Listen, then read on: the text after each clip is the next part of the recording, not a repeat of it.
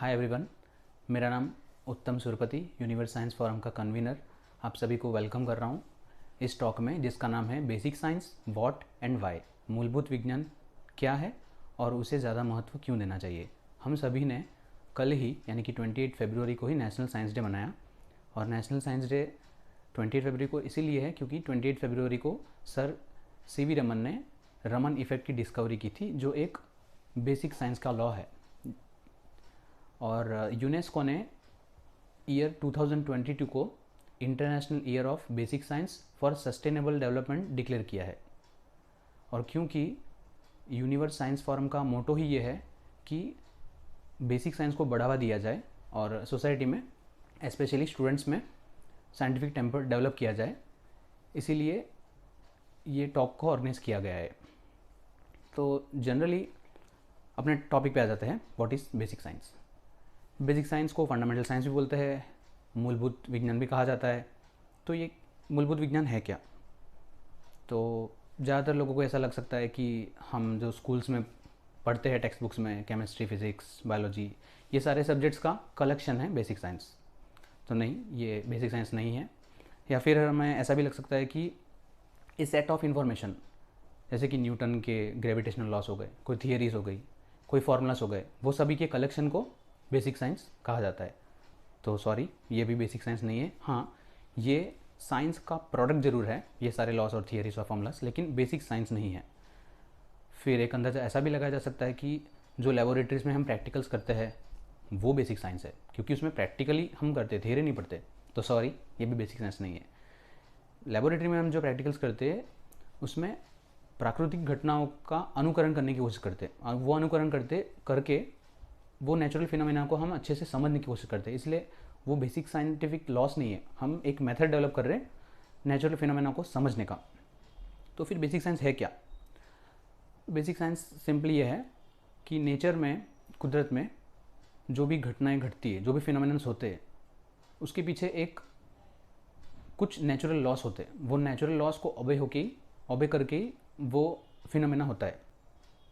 तो basic science क्या है? कुदरत में जो भी घटनाएं घटती है वो कुछ लॉस को, कुछ नियमों को पालन करके वो घटनाएं होती है। फॉर एग्जांपल, वाटर का कैरेक्टर अगर ले लें हम, तो वाटर का सिंपल एक कैरेक्टर है कि वो हमेशा ऊपर से नीचे की तरफ बहता है। वो चाहे साइबेरिया में हो, चाहे इंडिया में हो, चाहे अफ्रीका में हो, कहीं पे भी हो। लेकिन हाँ, उसकी कंडीशन चेंज होने पे ऐसा नहीं हो सकता है। अगर कंडीशन ये है कि वाटर लिक्विड फॉर्म में ही है, द्रव्य फॉर्म में ही है, तो ही ऐसा होगा। अगर आप इवोपरेट वेपर्स बना दोगे तो उसका वो कैरेक्टर नहीं रहेगा। मतलब एक स्पेसिफिक कंडीशन के लिए यूनिवर्स में कहीं पे भी जाओ, वाटर का वही कैरेक्टर है। यानी वाटर एक नेचुरल लॉ को ओबे कर रहा है कि ऊपर से नीचे बहने वाला। ये एक है। और ये नेचर के जो लॉस है वो हवा में से बने नहीं है और वो कहीं हवा में गायब भी नहीं होने वाले। और ये पहले से थे, जब पृथ्वी पर जीव सृष्टि का जन्म नहीं हुआ था तब से ये लॉस थे, और पृथ्वी का जब विनाश हो जाएगा उसके बाद भी ये लॉस रहने वाले। चाहे हम वो नेचुरल लॉस को परसीव करें, यानी समझ सके या ना समझ सके, लेकिन वो नेचुरल लॉस तो रहने ही वाले। और इन्हीं लॉस को फॉलो करके कोई भी नेचुरल फिनोमेना होता है। अब ये बेसिक साइंस का इम्पोर्टेंस क्या है? कोई भी नेचुरल फिनोमेना को समझने के लिए हमें एक मेथड डेवलप करना पड़ता है, जिसे हम कहते हैं साइंटिफिक मेथड। अब क्योंकि बेसिक लॉस को, यानी कुदरत के नियम को समझने के लिए साइंटिफिक मेथड को फॉलो करते हैं, इसीलिए प्योर साइंस का, एक्चुअल जो साइंस है उसका काफ़ी सारा इंपॉर्टेंस हो जाता है। तो अब हमें ये समझना पड़ेगा कि साइंस क्या है और साइंटिफिक मेथड क्या है। साइंटिफिक मेथड मतलब कोई भी एक प्राकृतिक घटना है, उसे समझने के लिए हम 3 स्टेप्स को फॉलो करेंगे। सबसे पहले ऑब्जर्व करेंगे, निरीक्षण करेंगे कि वो घटना क्या है, उसके बारे में जितने भी डेटा हो सके कलेक्ट करेंगे, उसको नोट करेंगे। सेकंड, एक्सपेरिमेंटेशन करेंगे। मतलब एक्सपेरिमेंटेशन करेंगे और कुछ डेटा कलेक्ट करेंगे, और फिर वही एक्सपेरिमेंटेशन का कोई और एक व्यक्ति, दूसरा कोई इंडिविजुअल फिर से रिपीट करेगा और उसको कन्फर्मेशन करेगा। तो साइंटिफिक मेथड के जो 3 स्टेप्स है वो है ऑब्जर्वेशन, एक्सपेरिमेंटेशन एंड कन्फर्मेशन। अगर कोई एक व्यक्ति ने एक नेचुरल फिनोमेनन देखा, फिर उसने एक्सपेरिमेंट किया और उसने कुछ डेटा कलेक्ट किया, और किसी तीसरे, चौथे या पांचवें, छठे व्यक्ति ने भी वैसा ही एक कोई अलग मेथड डेवलप किया और उसने भी एक्सपेरिमेंटेशन किया और उसने भी कुछ डेटा कलेक्ट किया, अगर इन सभी का डेटा सेम है तो ही हम वो मेथड को, ऐसा बोला जा सकता है कि वो मेथड सही है एक्सपेरिमेंटली, अदरवाइज रिजेक्ट कर देंगे। तो जो साइंटिफिक मेथड जो है वो डेवलप करने के लिए हमें साइंस को समझना पड़ेगा। तो साइंस क्या है? तो सिंपली साइंस एक कॉमन सेंस है जो हमें ये सिखाती है हाउ टू थिंक, कैसे सोचा जाए। स्कूल्स और कॉलेजेस की शिक्षा पूरा करके, ख़त्म करके, जब हम एक्चुअल रियल वर्ल्ड में जाते हैं तो वहाँ पे हमें एक इंडिपेंडेंट होकर जो हमारे रियल लाइफ में जो प्रॉब्लम्स आते हैं उसका सॉल्यूशन ढूंढना पड़ता है। इसमें से क्या सही है, क्या गलत है, अगर ये प्रॉब्लम है तो इसका सॉल्यूशन मैं कैसे निकालूंगा या फिर निकालूंगी। तो वहाँ पे हमें कॉमन सेंस की ज़रूरत पड़ती है, और कॉमन सेंस को एक्वायर करना उतना मुश्किल नहीं है, वो तो हम पहले से करते आ रहे हैं। अर्थ के कोई भी लिविंग ऑर्गेनिज्म को देख लो, उसमें कॉमन सेंस होता ही है। अगर उसे भूख लगती है तो उसे पता है कि हाँ, मैं खाना अगर खाऊंगा तो ही ज़िंदा रहूँगा, नहीं तो नहीं रहूँगा, वो एक कॉमन सेंस है। और अगर एक एग्जांपल लेते हैं, एक छोटा बच्चा है और एक वयस्क व्यक्ति है, एडल्ट है, इन दोनों को चोट लगती है, तो ये चोट के प्रति दोनों का रेस्पॉन्स क्या होगा? छोटा बच्चा रोएगा, तब तक रोएगा कि जब तक कोई दूसरा व्यक्ति आकर उसको चुप करने की कोशिश ना करे, उसके दर्द को कम ना करे। लेकिन अगर एक वयस्क व्यक्ति होगी तो वो क्या करेगी? चोट को देखेगी, अगर खून निकल रहा है तो उसको बंद करने की कोशिश करेगी सबसे पहले, उसके बाद हॉस्पिटल में जाके या फिर कोई क्लिनिक में जाके ट्रीटमेंट लेंगे। अब दोनों को लगी तो चोट ही थी, लेकिन दोनों का रेस्पॉन्स अलग अलग था। तो दोनों में ऐसी तो कौन सी चीज़ थी कि दोनों का रेस्पॉन्स अलग अलग था? तो वो दोनों में जो डिफरेंस था वो है कॉमन सेंस का। जो नवजात शिशु है वो छोटा है, उसको ज़्यादा एक्सपीरियंस नहीं है, नॉलेज नहीं है, तो कॉमन सेंस कम है, उसको नहीं पता कि मुझे चोट लगा तो मुझे क्या करना है। लेकिन जो वयस्क व्यक्ति है उसको काफ़ी सारा एक्सपीरियंस है, काफ़ी नॉलेज है, उसने ऐसी घटनाएं पहले भी देखी हुई है, तो उसको पता है कि हाउ टू डील जब चोट लगती है।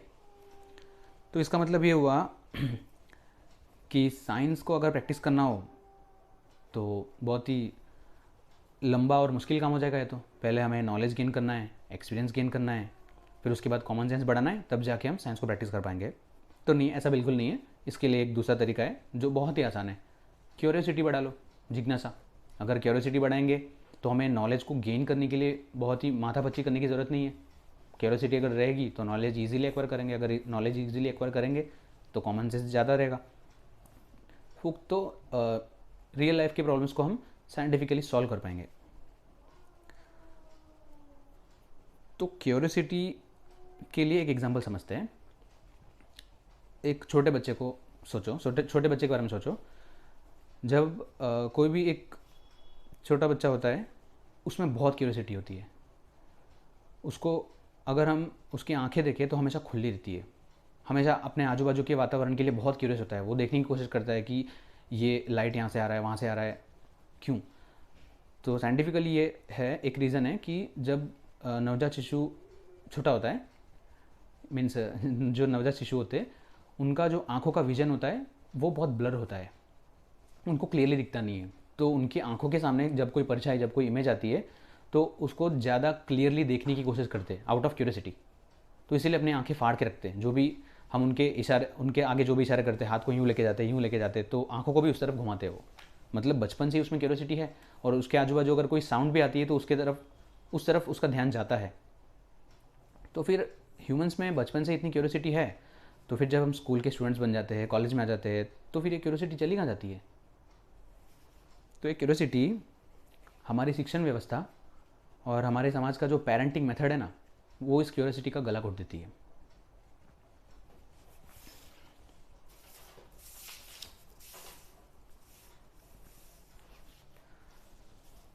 इसको ऐसे समझ सकते हैं, अगर बच्चा बचपन में ही ज़्यादा सवाल पूछे ज़्यादा क्वेश्चंस करे उसके आजू बाजू के एनवायरनमेंट में जो भी वो चीज़ें देख रहा है उसको देख के, तो एडल्ट्स क्या करते, उसको चुप करा देते। और आजकल तो नया ट्रेंड चल रहा है, अगर बच्चा ज़्यादा जिद करने लगे, रोने लगे, तो फिर उसको स्मार्टफोन पकड़ा दो, ले बेटा खेल, मेरा माथा मत खा। अब यहाँ पे एक सवाल हो सकता है कि आने वाला जो समय है वो टेक्नोलॉजी से लैस होगा और हमारे जो भी डेली लाइफ की प्रॉब्लम्स है उसके सॉल्यूशन टेक्नोलॉजी दे देगा। तो फिर हमें इतना लंबा मेंटल एक्सरसाइज करके बेसिक साइंस को इतना इंपॉर्टेंस क्यों देना चाहिए, क्यों हमारे कॉमन सेंस को बढ़ाना चाहिए। तो इसको एक एग्जांपल समझते हैं।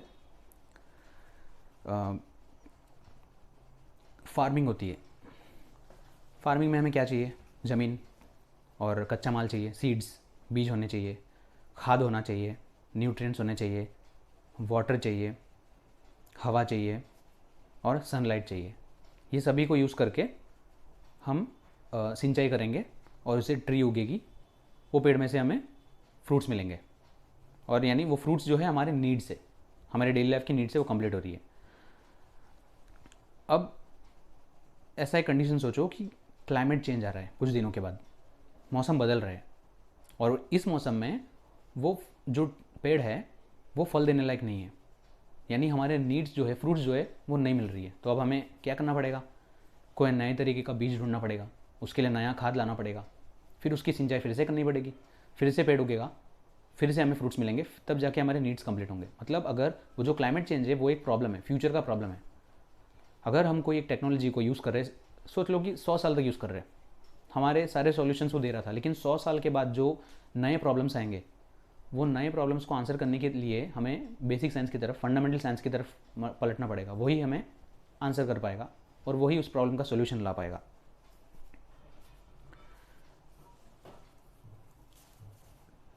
तो इससे ये कंक्लूजन आता है कि अगर आप बेसिक साइंस का प्रैक्टिस करते हो या फिर यूँ समझ लो कि वैज्ञानिक चिंतन को अपनाते हो या फिर अपने अंदर डेवलप करने की कोशिश करते हो, तो वो एक कंटिन्यूस प्रोसेस है। आप एक सवेरे उठ के अचानक से ऐसा नहीं बोल सकते हो हाँ कि अब मेरे अंदर साइंटिफिक टेम्परामेंट आ गया, अब मैं जो भी डिसीजन लूँगा वो सब सही होगा, कुछ गलत नहीं होगा। ऐसा कभी नहीं होगा, एक अचानक से कुछ नहीं होगा।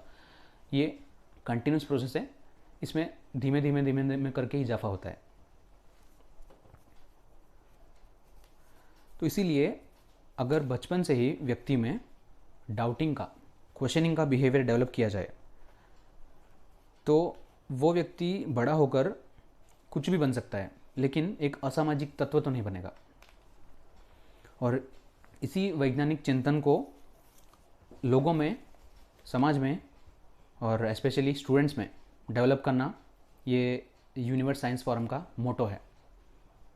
और इसीलिए हम अपने साथ कई सारे स्टूडेंट्स को, प्रोफेसर्स को, जो भी बेसिक साइंस में इंटरेस्ट रखते हैं, उन लोगों के साथ जुड़कर कई सारे एक्टिविटीज़ करते हैं। स्कूल्स में, कॉलेजेस में विज्ञान चेतना नाम का एक मैगज़ीन भी पब्लिश करते हैं जिसमें बेसिक साइंस रिलेटेड आर्टिकल्स आते हैं। और हम अपनी तरफ से जितनी भी हमारी टीम है पूरी कोशिश कर रहे हैं कि साइंटिफिक टेम्परामेंट डेवलप हो स्टूडेंट्स में। और कई सारे बुक्स भी पब्लिश किए साइंटिफिक एटीट्यूड डेवलप करने वाले, जैसे कि साइंटिफिक कैरेक्टर्स है, उनकी लाइफ इवेंट्स पे उन्होंने जो भी हार्डशिप अटेंड किया था वो सब पर। तो मैं as a convener of universe science forum आपसे रिक्वेस्ट करता हूँ कि हमारे साथ यूनिवर्स साइंस फोरम के साथ जुड़े और हमें हेल्प करें कि वैज्ञानिक चिंतन की सिंचाई हम समाज में कर सके। हमारे जो भी फ्यूचर है देश का, जिसे चाइल्ड कहते हैं, उसमें साइंटिफिक टेम्परामेंट का बीज बो सके। Thank you.